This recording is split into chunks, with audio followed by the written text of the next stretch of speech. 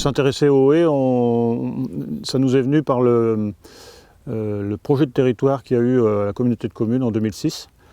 Et on a été plusieurs agriculteurs à dire effectivement il faut qu'on s'occupe de mettre en place une filière bois parce que c'est un combustible renouvelable et puis on a la capacité nous sur nos tours de parcelles de pouvoir vraiment mettre en place. Du coup on a commencé par faire un diagnostic.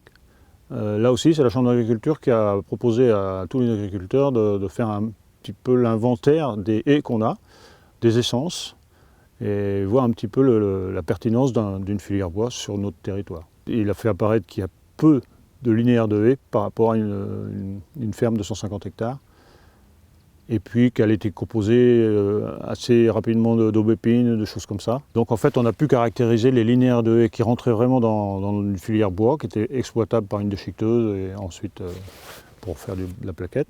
Il nous est venu l'idée du coup de planter des essences un petit peu quand même dans ce sens-là. Mais aussi moi j'avais le souci au niveau des oiseaux et du gibier, parce que mon papa est chasseur, donc du coup je me suis dit oui, il y a tellement disparu de choses qu'on peut remettre en place des choses comme ça, quoi. Alors c'est du long terme, c'est vrai qu'avant 15 ans on ne va pas exploiter une haie pour la filière bois. Mais en 15 ans, il se passe beaucoup de choses au niveau des animaux, des auxiliaires de culture aussi, parce que en fait, j'étais assez sensibilisé moi à mettre très peu d'intrants. On fait partie d'un groupe d'agriculture intégrée, ça fait une quinzaine d'années, mais c'est un groupe que j'ai rejoint déjà. Et on mettait aussi l'accent sur les auxiliaires, ils sont pour quelque chose. On a commencé en décembre 2010 à planter 250 mètres de haies. On a refait 650 mètres 2 ans après. Et puis en fait on s'est fixé un objectif d'en refaire au moins tous les 2 ans entre 300 et 600 mètres. Ça va être des viornes, des choses comme ça qui procurent des baies pour les oiseaux par exemple. Il y a des fleurs qui arrivent différemment aussi au long de l'année par rapport aux abeilles mais aussi aux autres pollinisateurs. Et puis vous avez des bois qui poussent dur, comme le frêne, le merisier, le bouleau, suivant aussi l'orientation de la parcelle, si elle est sur sud ou nord. Et puis il faut vraiment une strate avec une partie arbusive, puis des augées. Il faut bien mélanger ces choses-là. Il faut qu'il y ait une forme de coupe-vent aussi, qui nous intéresse aussi. Par rapport aux animaux, c'est pas si évident que ça, parce qu'en fait on pratique le pâturage tournant. Et la haie, elle n'est pas toujours forcément au sud, quoi. Et puis on s'aperçoit aussi que les vaches piétinent au bord de la haie et puis elles ne s'occupent pas de manger non plus dans la parcelle. Donc là, pour les animaux, ce serait plutôt mettre des arbres intraparcellaires. C'est-à-dire qu'on voit une rangée de tilleuls là-bas, par exemple. C'est vrai que quand il y avait la canicule, on essayait de couper en 3 et caser au moins pendant une semaine un abri. On essaye de planter du mûrier qui pourrait être carrément pâturable par les animaux. Mais voilà, ce sera des appoints et c'est vraiment un début d'expérimentation. Là, c'est pas facile à tirer une conclusion là-dessus. Déjà, il faut que l'espèce s'accorde bien sur le milieu. Il n'y aura pas de calcul scientifique, on est encore trop jeune dans les plantations de haies déjà. La plus ancienne, elle a 10 ans, mais on sent déjà qu'il se passe des choses sur les 20 ou 30 mètres derrière la haie. Donc, notamment avec les années de sécheresse ou de canicule, là, le vent qui traverse la plaine, au moment où il arrive sur la haie, il est freiné et les plantes sont nettement mieux derrière. Et ce qu'on se rend compte aussi, c'est qu'on ne soupçonne pas les intérêts de la haie quand on démarre. Mais à force d'observation, on se dit tiens, oui, là, il y a plus de pollinisateurs dans notre secteur. On apprend aussi dans le fait de rejoindre un groupe comme la DANC, il faut quand même le citer, hein, on apprend que c'est sur les graminées qui vont jusqu'à graines que les auxiliaires trouvent leur nourriture. Donc voilà, au début de la plantation, on n'avait pas ça en tête. Mais à force d'observation, on sent qu'il se réinstalle vraiment une vie autour d'une haie, quoi.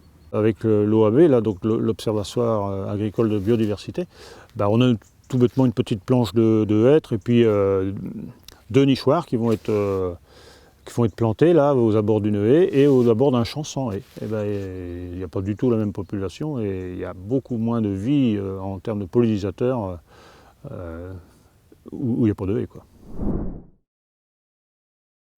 Il y a eu une dynamique de groupe forcément par rapport au projet de territoire avec les quelques agriculteurs intéressés.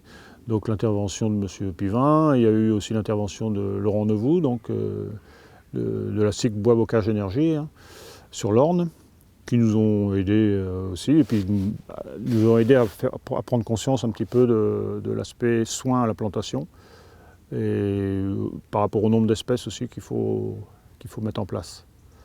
Après, il y a eu une aide financière du conseil départemental, hein, qui fournissait en gros la valeur du plan. Donc ça aide aussi. Planter une haie, c'est d'abord passer un coup de décompacteur pour vraiment décompacter cette zone-là pour que la racine cherche assez vite à descendre. Ça s'anticipe, donc ça se fait plutôt fin août ou septembre sur une terre sèche, hein. Et puis après, on plante tous les 80 et on paille. Nous, ici, on a pas mal de paille de blé, donc on a pris cette option-là, de mettre un beau matelas de paille assez épais. Et puis se prémunir aussi du gibier, parce que là c'est assez passager pour le gibier, et plutôt des cervidés. Donc c'est un fil de clôture électrique à 70 et puis un à 1,20 m. Et ça de chaque côté. Donc c'est quand même un piquet d'acacia tous les 15 mètres. Et voilà. On met une petite semaine quand même à planter 650 mètres. Hein. À 3-4. Quand on fait le tour d'une parcelle de culture, on pense aussi dans le coin à laisser une brèche de 12 mètres environ pour vraiment pouvoir déboucher avec les outils ou embrayer les charrues sans qu'on ait des coins vraiment difficiles à cultiver. Il n'y a pas tant d'entretien que ça dans la mesure où on a pas mal d'arbusifs. Hein, je pense aux noisetiers, je pense aux néfliers, les fusains, les cornouillers, donc tout ça, ça n'a pas trop besoin d'entretien, ça part. Et puis, par contre, il y a quelques chênes qu'on voulait mettre tous les 10 ou 15 plants là. Ceux-là, on essaie de les tailler pour qu'ils fassent un beau sujet. Après, il y a des frênes, ma foi, ça pousse assez vite en hauteur, de l'arbre de Auger, les bouleaux aussi. Donc non, en termes d'entretien, c'est plus le débroussaillage au pied des fils de clôture électrique sur les 2-3 ans. Et on s'aperçoit qu'au bout de 3 ou 4 ans, on le sent, on la haie, c'est bon, elle est partie. Il faut repailler souvent une deuxième fois, parce que la paille se dégrade assez vite. Donc souvent l'année après ou 2 ans après. Ça aussi pour l'enherbement, parce que c'est vrai que l'herbe pousse aussi entre les plants et du coup on est embêté quand on débroussaille. Parce que là, il faut vraiment entretenir le pied de la clôture électrique. Dès qu'il y a une clôture électrique, il faut aussi empêcher que les herbes montent trop dans la clôture. Au bout de 4-5 ans, il faut vraiment passer soit un lamier, soit une épareuse pour que ça ne gagne pas en épaisseur, quoi. Mais il faut aussi penser qu'on plante à 2 mètres de notre voisin. Donc du coup, il ne faut pas non plus que ce soit le bazar jusqu'au chez le voisin. Il faut se garder un espace pour pouvoir intervenir déjà. Et il faut contenir la haie en épaisseur. On va continuer à entourer les parcelles de culture sur l'ensemble de la ferme. Donc il y a aussi cette idée d'énergie renouvelable, hein, qu'est le bois déchiqueté. Hein. On sait qu'un kilomètre de haie, ça fournit 1000 litres de fioul par an en croissance annuelle. Donc du coup, c'est quand même quelque chose d'important, quoi. Là, honnêtement, sur l'idée de la plus-value, sur le rendement économique d'une haie, je serais plus prudent parce qu'en fait, ce sont des haies au bord de chemin qui ne sont pas toujours faciles à abattre. On passe beaucoup de temps à manipuler les branches pour qu'elles soient accessibles à une déchiqueteuse. Donc bon, voilà, le prix du bois déchiqueté, là, rémunère à peu près le temps. On a regardé ça de près, hein, combien on a passé de temps vraiment à faire les plaquettes. Mais tous les 2 à 3 ans, en fait, sur une ferme comme la nôtre, c'est 250 mètres de haie qu'on va consacrer aux plaquettes. Maintenant, on n'est plus que 3 vraiment agriculteurs à s'intéresser de la fourniture de plaquettes de bois pour le centre intercommunal de la Trinité de Réville. Et du coup, là aussi, on s'est aperçu qu'il fallait un stockage sur béton, parce qu'il faut vraiment de la plaquette de qualité. On est vraiment content d'avoir mis ça en place dès 2011 parce qu'on se rend compte que la haie c'est long à pousser Et à force de l'observer, on sait qu'elle a vraiment un rôle au niveau de l'habitat, des auxiliaires, des oiseaux, de la nourriture des oiseaux. Et puis on sait que de l'énergie pour se chauffer à base de plaquettes de bois, c'est du bon sens.